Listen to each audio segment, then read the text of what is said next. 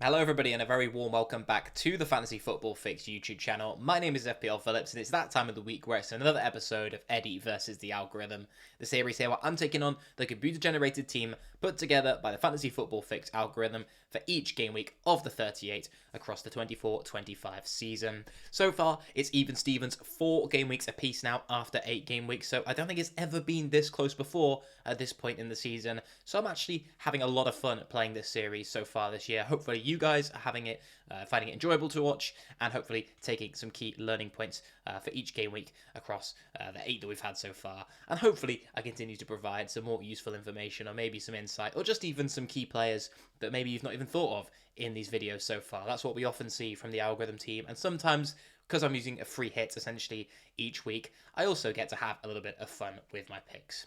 But yeah, all that's said and done, let's move into having a look at the teams for Game Week 9, both the Algo team, my own team, and then also discussing the captaincy. Obviously, Harling's got Southampton at home, but can anyone else provide a better alternative to the out-of-form Norwegian?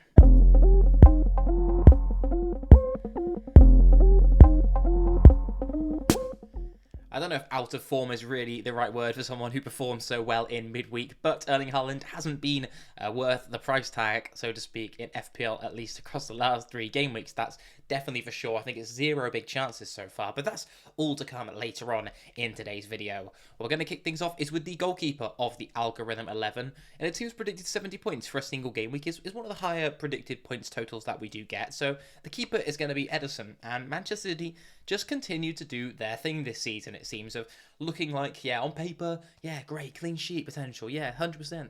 And then they just concede a goal. And the expected goals conceded data can look as good as it possibly can. It can look fantastic. It can look one of the best in the league.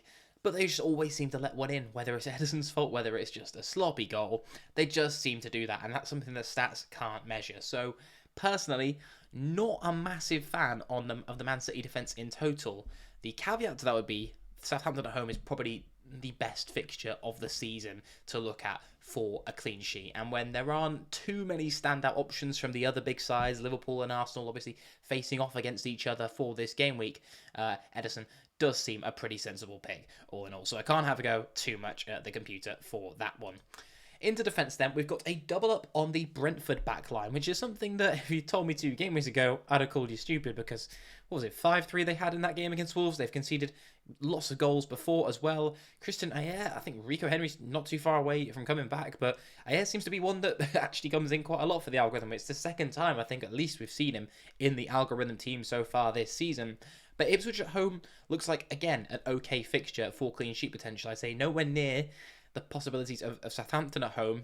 Ipswich have actually looked like a pretty decent attacking side, truth be told, and I think there could be goals in that game. I think Brentford will come away with the win, but I think there will be goals in that one. And so personally, not the picks for me. Pinnock's definitely got some attacking potential in there as well. We've seen that from time and time again from him, not just in previous game weeks just gone, but also in his many seasons in the Premier League that he's had now, it feels like.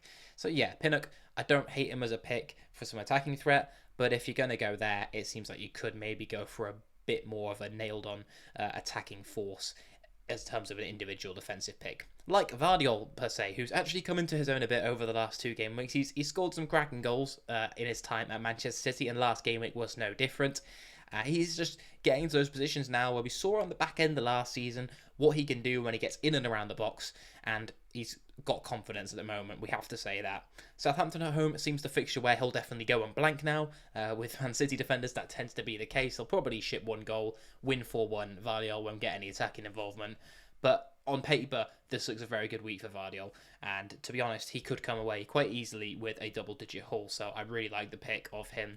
It does seem a bit too good to be true. If I was trusting my gut, I'd maybe go against Vardiol.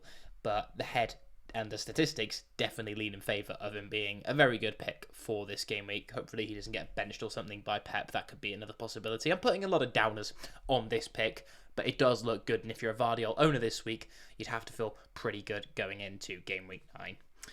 In midfield then, we've got a 4 of Bowen, Palmer, Mbomo and McNeil. So some very informed players in here. Dwight McNeil in particular has looked very good over the last few weeks. I'm not sure Fulham at home is the best fixture by any stretch of the imagination. Fulham have looked pretty good. They've got some defensive options missing out, which could be a key point for Everton in that game. And yeah, they'll probably get some goals again. None of them obviously coming from Calvert-Lewin, as the fact I own him. I'm not salty at all, of course, that he's doing nothing and missing big chances.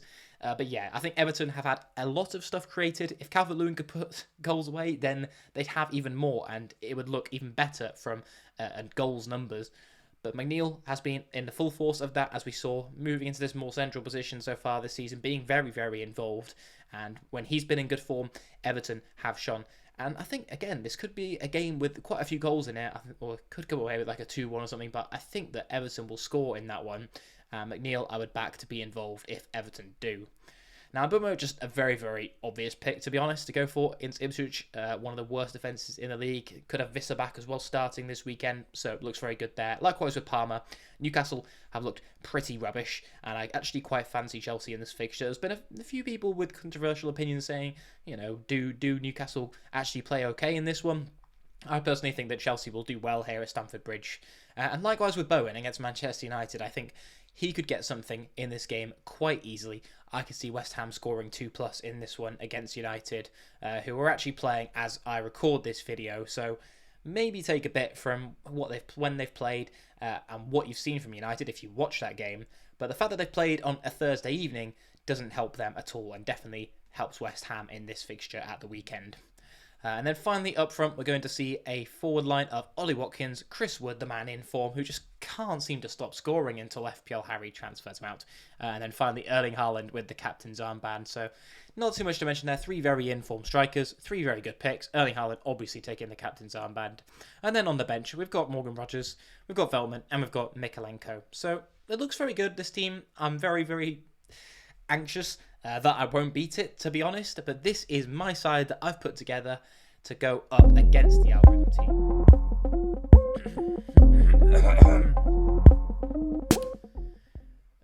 To go up against the algorithm team, this is my side. So I've gone with Palmer and Mbeumo. I still have the same midfielder, I still have Vardiol in defence, and I still have Watkins and Haaland in the forward line, but the rest of the team has changed, don't be deceived.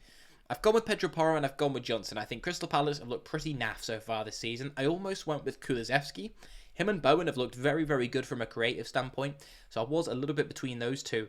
But I did go with Johnson in the end, just for the fact that I think he's missed chances, and I think he could have put those away, and his numbers might look even better if he'd been on the end of a few things that didn't actually go down registering as XG. So I just like Johnson for this fixture, but to be honest, any of the Spurs attacking players you could go for.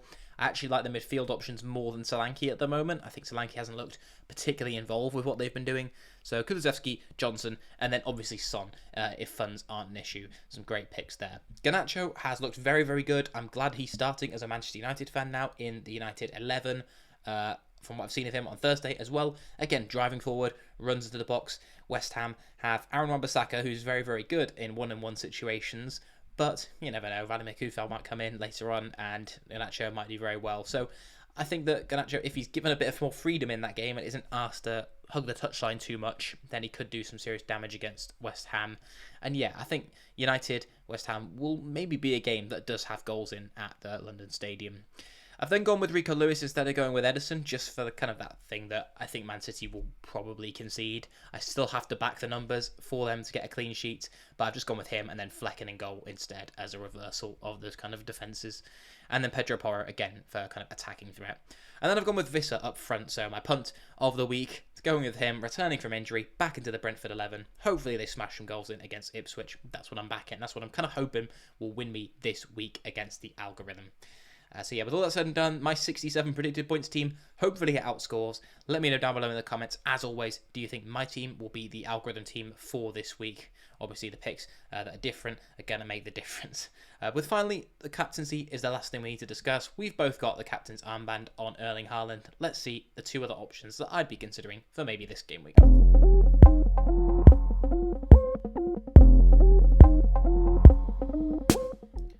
Right, we'll make this brief because, to be honest, I think if you got Erling Haaland, which most people do at this point, you have to captain him. 10.1 predicted points, Palmer on 6.7, and Mbeumo on 6.1. the fixture is just 100% there. Ipswich do actually have worse defensive numbers, 2.36 expected goals conceded per 90 compared to 2.23, but there's not a huge amount in it. Newcastle haven't looked massively poor on average, 1.71, but you're comparing them here to two of the worst defences in the league, the two worst actually, in fact. So yeah, I think that Palmer will do well in this fixture. He's not the captaincy option for this game week that stands out. In Bomo, likewise, if you want to take a punt and you think Erling Haaland's looked rubbish and you want to back him being out of form and still continuing to stink up against Southampton, then in Bomo, I think it's probably your guy, I'd say, even though he's got a lower predicted points tally.